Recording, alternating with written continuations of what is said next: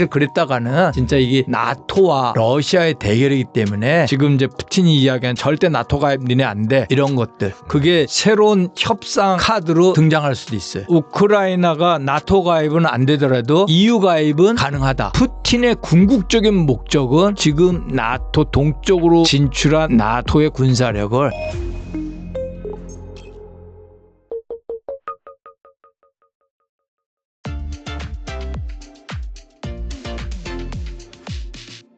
고모님 또 이 얘기 안 할 수 없어요. 지금 이제 22년도에 우크라이나 전쟁 벌어지고 지금 제가 이렇게 계산해 보니까 6.25 전쟁보다 더 전쟁이 길어지고 있어요. 예, 맞습니다. 그 왜 이렇게 우크라이나 전쟁이 길어졌는지 사실 이제 많은 구독자분들이나 시청자분들이 또 궁금해하는 부분 중에 하나거든요. 아, 그래요? 한번 좀 명쾌한 좀 답을 한번 해주셨으면 감사하겠습니다. 아이, 고맙습니다. 뭐 잠깐 제 자랑 한번 해도. 네, 그러시죠. 제가 사실 대한민국의 거의 보기 드문 나토 전문가입니다. 그래서 그렇죠. 이제 이 우크라이나 전쟁을 이제 저는 계속 처음부터 이게 팔로우업을 했는데요. 일단 이제 우크라이나 전쟁에서 러시아의 지금 입장이 가장 중요해요. 그래서 일단은 전쟁 그러니까 각 입장을 제가 한번 정리를 한번 해볼게요. 예. 가장 최근이 이게 지금 뭐 전황이 계속 변하니까 8월 14일 날 미러 정상회담 알래스카에서 거기에서 나온 러시아와 그다음에 관련 국가들의 전쟁에 대한 입장을 한번 정리를 하면 일단 푸틴 러시아는 기본적으로 세 가지 현 시점에서 이제 더 깊숙한 이야기도 있지만 일단은 우크라이나 나토 가입 안 돼. 네. 이게 전쟁의 핵심 원인 중에 하나거든요. 그다음에 두 번째 현재 전황 상태를 인정하라는 거예요.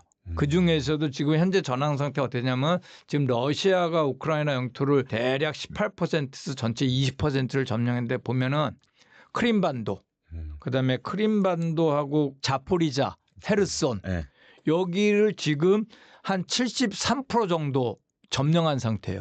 요거를 그대로 인정하라. 그다음에 이제 더 나아가서 우리가 이제 언론에서 돈바스 지역이라는 도네츠크, 루안스크 여기는 88%를 러시아 점령했는데 그러니까 12%가 어떻게 보면 부족하죠. 아예 통째로 이거 포기해라. 여기가 이제 산업 지역이거든요.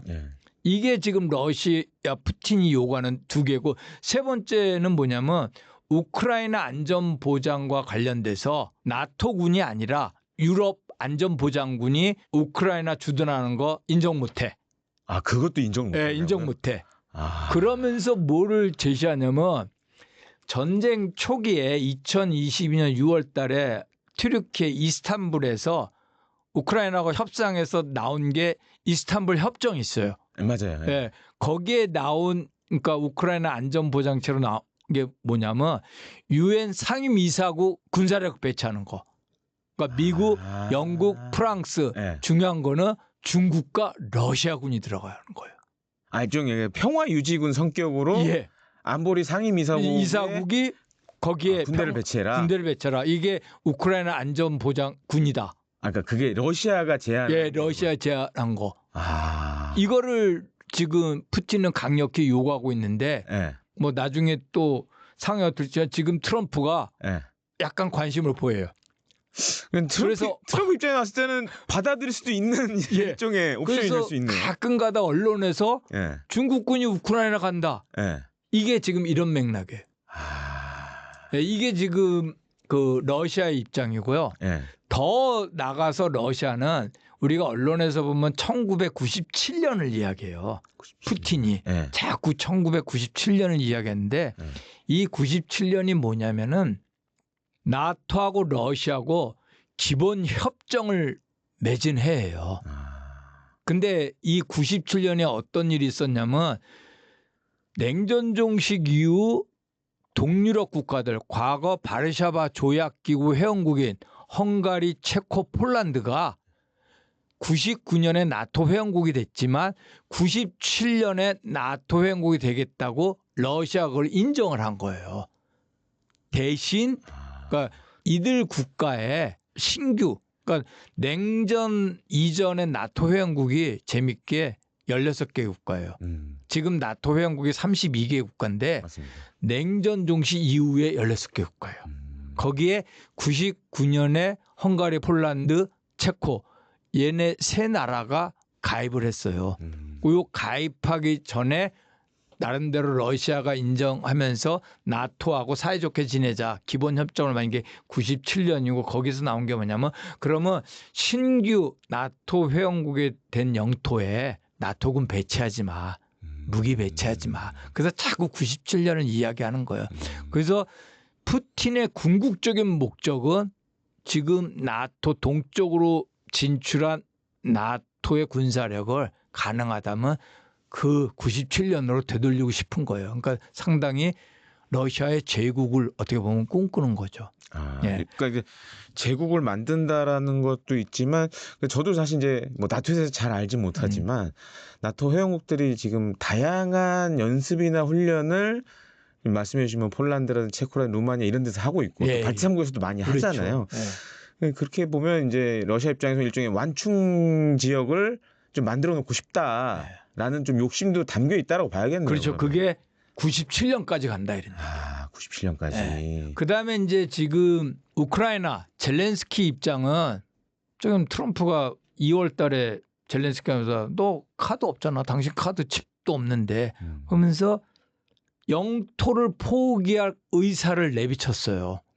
그러니까 이게 너무 이게 전쟁으로 지치니까 대신 확실하게 안전 보장을 해달라. 우크라이나 입장은 냉전 종식 끝나고 그 부다페스트 협정에서 핵무기 다 그렇죠. 폐기했죠. 폐기했는데 안전보장 책임진다 놓고 다 지금 손 뺀 거 아니에요. 그러면 또 우크라이나 또 종전 협상했는데 또 안전보장 했는데서 또 침략받을 수도 있잖아요. 그렇죠. 그래서 영토 부분은 안전보장만 확실하면 포기할 수 있다는 얘기예요. 포기할 수 있는데 근데 그 안전보장이 명쾌하지가 않아요. 지금 그걸 해줄 수 있는 좀 그렇더라고요 보니까. 그러니까 이제 일단 러시아가 나토 가입은 안 된다고 하고 있고, 그렇고 이제 우크라이나 입장에서 봤을 때는 뭔가 이제 미국과 상호 방위 조약이라든가 유럽 국가들 혹은 이런 걸 좀 생각을 하고 있는데 일단 트럼프 대통령은 그 생각 없는 것 같고, 유럽 국가들도 그렇게 적극적이진 않은 것 같고. 그래서 사실 이제 그러면은 이제 우크라이나의 안전 보장을 해줄 수 있는 나라들이 영국, 독일, 프랑스, 유럽 국가들이에요. 그래서 이제 이 부분에 대해서 트럼프 대통령도 계속 이야기한 게 그럼 유럽 국가들이 들어와라. 그 안전지대로 들어와라. 근데 그 병력이 적어도 우크라이나하고 러시아하고의 국경이 1000km 이상이기 때문에 3, 4만 명 가지고는 안 돼요. 10만 명 정도 이상이 돼야지 돼요. 그거 들어와라. 그럼 미국은 뭐 하냐? 미국은 거기에 주둔 안 하고 항공정보, 정찰, 그 정보만 제공해 주겠다 이런 얘기예요. 그러니까 이게 젤렌스키 입장에서는 허술한 거예요. 그렇죠. 저도 이렇게 전에 듣기로는 뭐 한국이나 일본, 필리핀처럼 상호 방위 조약까지는 갔으면 하는데 지금 미국 트럼프 대통령 그렇게까지 해줄 사람은 아니고. 그러니까 이게 트럼프가 기존 게 바이든 정부하고 틀린 게 뭐냐면 우크라이나 자체가 이거는 미국의 안보 이익이 아니라고 보는 거예요. 그래서 그 부분이 어떻게 보면 젤렌스키에게 상당히 불리하게, 만일 이 상태로 계속 전쟁에 갈 수는 없잖아요. 이거 완전히 너무 소모전인데 너무 많이 소모되니까. 그러면 어느 정도 이제 휴전이나 종전이 이루어질 텐데 결코 우크라이나 젤렌스키에 유리하게 되기에는 좀 힘든 그런 상황으로 좀 전개되고 있어요. 그럼 유럽 국가들의 입장은 어떤가요, 이게? 유럽 국가들의 입장은 왜 또 유럽 국가들이 중요하냐면은 우크라이나를 자신들의 안보 문제로 생각을 해요. 우크라이나 뚫리면 바로 이게 동유럽, 서유럽이니까. 그렇다고 무한정 여기에 군사력을 지원하더라도 미국이 일단 발을 빼기 때문에 아직 이제 유럽 국가들이 국방력을 이제 막 방위비를 분담력을 5%만 올려서 국방력을 재건한다 하더라도 이게 최소 한 10년 정도 걸리거든요. 그렇죠. 중장거리라든가 첨단 기술, 정보력은 다 이게 미국의 군 자산이에요. 그래서 미국이 떨떠름하게 생각하기 때문에 유럽 국가들이 우크라이나 안전보장을 하고 싶어도 그러니까 지상군 파견 정도. 이 지상군 파견 정도인데 여기에 대해서 푸틴이 강하게 반대하니까 그러니까 이해관계가 서로 충돌하는 거고, 미국도 유럽 국가 입장보다는 푸틴 쪽에 가깝고 아니면은 그냥 우리는 정보력, 항공과 관련된 정보, 자산 정도, 정찰 정도 이걸 제공해야 되니까 유럽 국가들도 어떻게 보면 답답한 측면이 있는 거예요. 그리고 사실 이제 알래스카 그 미러 네. 정상회담 네. 때 저는 좀 약간 충격으로 받아들였던 게 이제 과거 뭐 미소 정상회담이나 그 이후에 뭐 미러 정상회담 사실 그런 사례가 없었는데 어떻게 보면 이제 그 엘멘도르프 기지에서 이제 푸틴 대통령이 내렸을 때 미국의 막 F-22 뭐 스텔스 전투기 B-2 스텔스 폭격기 막 날라오고 그래서 저런 걸 본 적이 없는데 아무리 이제 자료들을 찾아봐도 그래서 굉장히 의아하다고 느꼈거든요.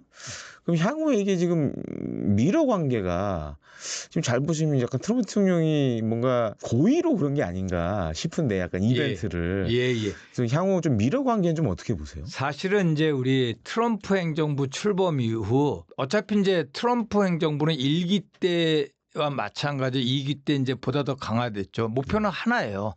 중국 부상한 걸 막겠다는 거예요. 중국 잡겠다는 거예요. 그래서 이제 트럼프 행정부 출범 후에 전략으로 이런 얘기가 나왔어요. 역신저 전략. 아마 사회자님도 들어보셨을 거예요. 그러니까 저 처음 들어봤어요. 왜 또 이렇게 겸손하게. 아닙니다. 왜냐하면 이게 뭐냐면 네. 보통 우리가 트럼프 행정부 출범하고 많은 언론에서 전문가들이 이야기한 게 강대국 시대가 다시 도래했다, 부활했다, 맞아요. 네. 소환됐다 그러잖아요. 네. 그러면서 미국, 중국, 러시아의 강대국 삼각관계. 네. 그래서 사실은 우리가 1970년대 초 대통령 때 보면은 그때는 미국, 중국, 소련이죠. 근데 미국이 소련을 막기 위해서 중국 카드, 차이나 카드를 활용했잖아요. 그쵸, 여기서 이제 사실은 이제 등소평 개혁 개방이 나오는 거고 중국을 활용해 가지고 그 소련을 견제하고 봉쇄하려고 했죠. 이게 보통 우리가 키신저 전략이라고 그래요. 근데 지금 트럼프는 러시아를 활용해서 중국을 잡겠다. 중국을 봉쇄하겠다 이런 얘기예요. 네. 이게 재밌는 현상이죠. 그렇죠. 그래서 이거를 역키신저 전략이라고 하는데 역키신저 전략. 역키신저. 그 당시에는 소련을 잡기 위해서 중국을 활용했는데 이번에는 중국을 잡기 위해서 소련의 후예인 러시아를 이용하니까 그래서 역키신저인데 근데 그렇게 해석하는 것도 과하지 않은 게 알래스카 보세요. 우리가 봤을 때는 러시아는 전범 국가예요. 우크라이나를 침략했잖아요. 그렇죠. 그래서 2020년 당시 바이든 정부에서 국제법을 위반했다고 엄청나게 비난하고 테러 제재를 막 가했잖아요. 그죠? 그런데 트럼프가 돼가지고 미국과 정상회담을 했다는 거는 러시아를 강대국 지위로 복귀시킨 상징성이 있는 거예요. 네? 그죠? 그렇죠. 강대국 대우를 해준 거예요. 거기에서 주로 다룬 문제가 우크라이나 문제잖아요. 그러면 우크라이나는 없어졌죠. 그죠? 그러니까 이게 무서운 게 우리가 강대국 정치가 보는데 19세기 초반 우리 유럽 협조체제라는 얘기, 강대국 협조체제. 그러니까 미국하고 러시아 강대국이 약소국 우크라이나 안보 이익을 놓고 서로 흥정을 하는 거예요. 이거는 국제정치의 무서운 이야기죠. 어떻게 보면 과거로 굉장히 많이 회귀했네요. 많이 회귀한 측면이 있고 그런 측면에서 이걸 보고 다른 국가들이 우리의 안보적 자각력을 키워야겠다. 우리도 아무리 동맹국이고 강대국의 지원을 받더라도 강대국끼리 맨날 싸우고 경쟁하는 게 아니라 서로의 이익이 맞으면은 협력도 하더라. 근데 약소국의 이익을 놓고 그러니까 구한말 때 대한제국이 그 희생물이 된 거예요. 그렇죠. 구한말. 그러니까 지금 어떻게 보면 젤렌스키 입장에서는 미러 알래스카 정상회담을 보면 황당한 거죠. 그게 강대국 측면에서 보면은 성공 가능성은 거의 희박하지만 나름대로 역키신저 전략을 통해서 중국을 견제하기 위해서 미국과 러시아의 관계를 부드럽게 만들어가고 이거를 활용해서 러시아와 중국 간의 간격을 넓히기 위한 그런 측면도 있다고 해석해도 그렇게 큰 무리한 해석은 아니라고 봅니다. 그리고 이제 또 한 가지로는 뭐 지금 유럽에서 뭐 그런 얘기 많이 나옵니다. 이게 어떻게 보면 이제 27년 중국 대만 침공 같은 건데 유럽에서 우크라이나전이 끝나도 다음은 우리가 그러니까 유럽 국가들이 또 한 번 전쟁의 대상이 될 수 있다. 라는 그런 약간 경고성 메시지들이 많이 나오거든요. 네. 고모님 보시기엔 그럴 가능성이 있을까요? 그러니까 그게 왜 자꾸 나오냐면 제가 아까 이야기했잖아요. 이제 나토의 동진 정책, 나토 확대 정책이죠. 네. 보면은 이제 러시아 국경을 보면은 과거에는 뭐 스웨덴이나 핀란드도 중립국이었잖아요. 나토 네. 회원국이 아니었는데 24년, 25년 회원국이 됐죠. 네. 그다음에 발틱, 에스토니아, 라트비아, 삼국, 리투아니아 삼국. 네. 다 러시아하고 국경을 접하는데 네. 그다음에 뭐 조지아도 뭐 나토 회원국이 됐다고 아우성치고 뭐 보스니아 헤르체고하고 이런 일이 없었는데 지금 푸틴이 봤을 때는 아까 제가 이야기한 1997년을 푸틴이 계속 이야기하는 게 1997년이면 지금 스웨덴, 핀란드, 발틱 상국, 루마니아 이런 나라들이 나토 회원국이 아니었을 때예요. 맞아요. 그때까지 그러니까 우리가 이제 냉전 초기에 롤백 정책이라잖아요. 양탄자 쭉 깔은 거를 뒤로 말아. 네. 이걸 롤백이라고 하잖아요. 네. 그러니까 지금 푸틴이 가장 극단적으로는 그것까지 가겠다는 거예요. 아예 과거로. 예, 진짜. 그래서 야 푸틴의 이게 제국의 욕망. 예. 그러면서 혹시 우크라이나 문제가 뭐 어떤지 뭐 종전이든 휴전이든 잘 처리되면은 군사력을 키워가지고 미국도 나름대로 이제 유럽 안보에 대해서 약간 방기하고 유럽 국가들의 책임을 전가하는 상황에서 이거 97년 이야기는 푸틴은 계속 하는데 혹시 어느 날 갑자기 전격적으로 이거 하는 거 아니냐 그러한 안보적 우려감이 있는 거죠. 근데 사실 그랬다가는 진짜 이게 나토와 러시아의 대결이기 때문에 그거는 일어나기는 힘들고 대신 이제 정치적인 외교적인 압박은 푸틴이 계속할 거예요. 네. 그러니까 군사적 압박보다는 정치적이고 외교적으로는 계속적으로 압박을 할 거예요. 그러니까 푸틴의 머릿속으로는 1997 이 기억이 상당히 많고 사실은 우크라이나 전쟁 2022년 2월 푸틴이 우크라이나를 공격했잖아요. 네. 그 바로 전에 2021년 12월 달에 푸틴이 미국과 나토에 협상안을 보내요. 각기 한 7개 조항. 그 중에 하나가 1997년 이런 얘기 나오는 거예요. 그러니까 리턴 투 1997. 리턴 투 1997.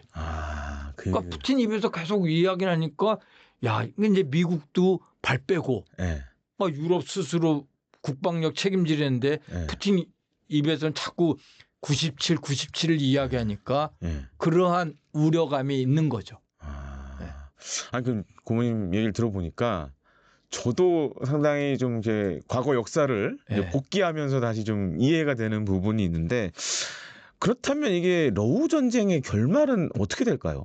일단 러우 전쟁의 결말은 어떤 식으로는 전쟁이 끝나야 될 거 아닙니까?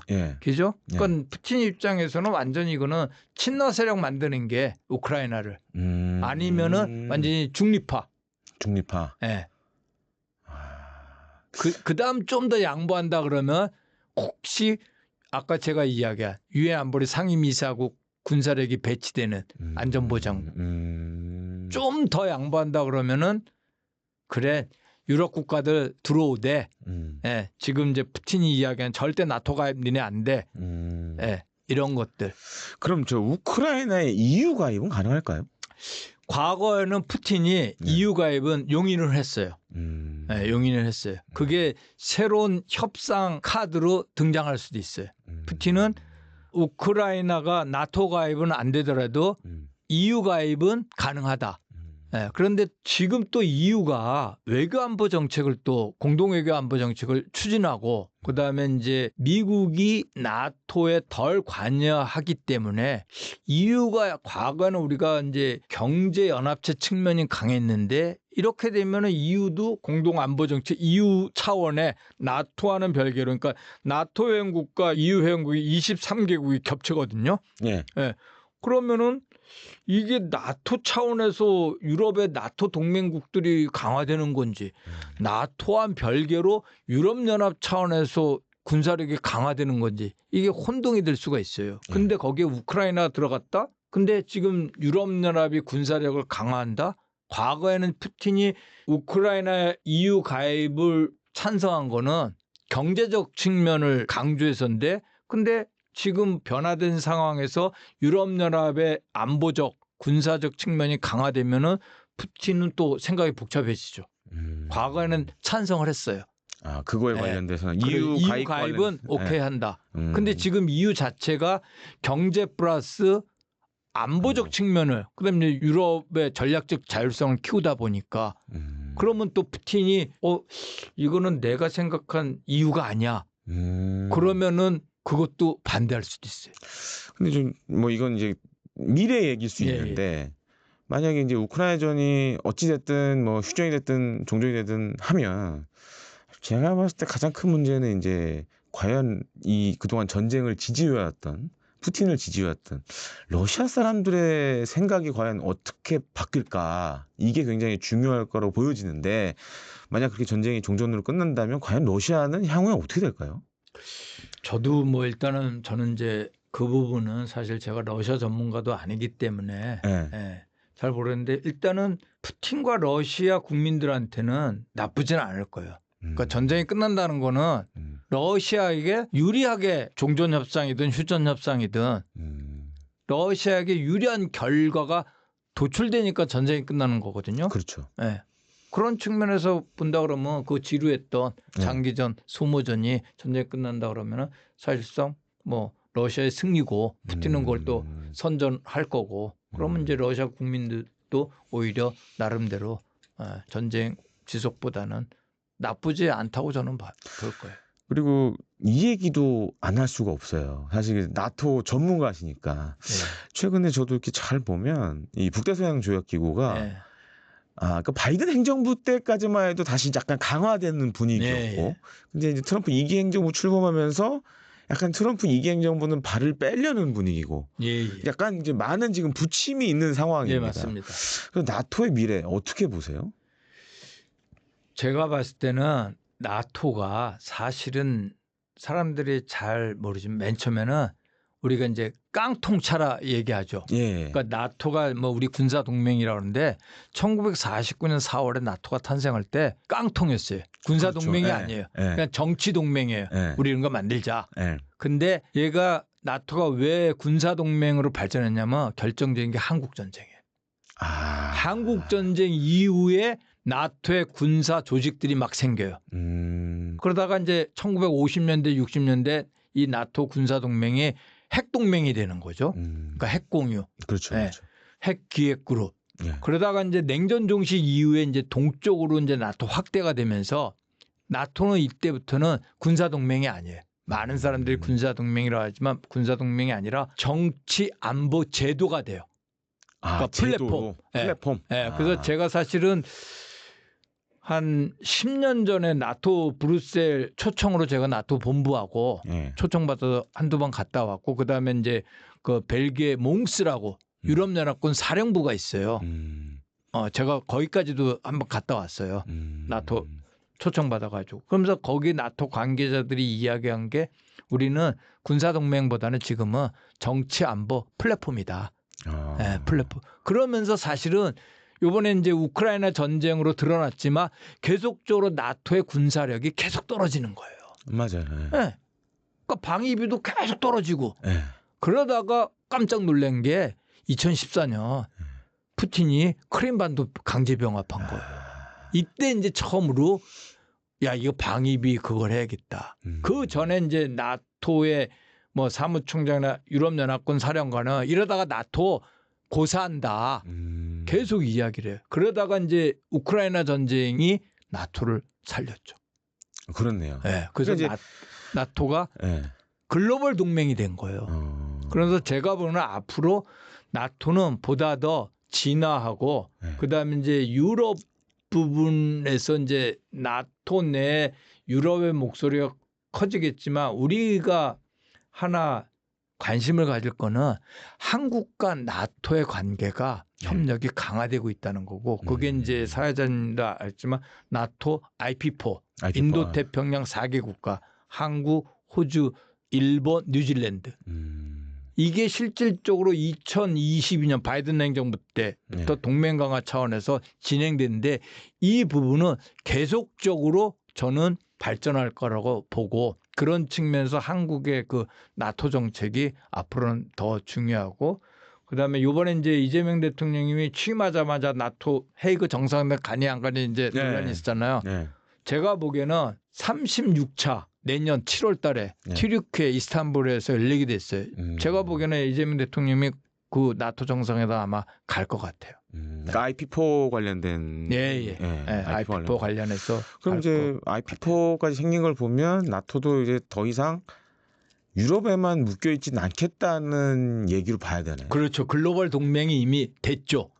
예, 그래서 유럽의 군사력이 인도태평양으로 오냐 안 오냐 이 차원이 아니라 나토의 상표가 나토의 이름으로 인도태평양에 오고 그다음에 한반도 안보 문제에 대해서 북핵 문제에 대해서 나토의 공식적인 논평 반응들이 계속 나올 거예요.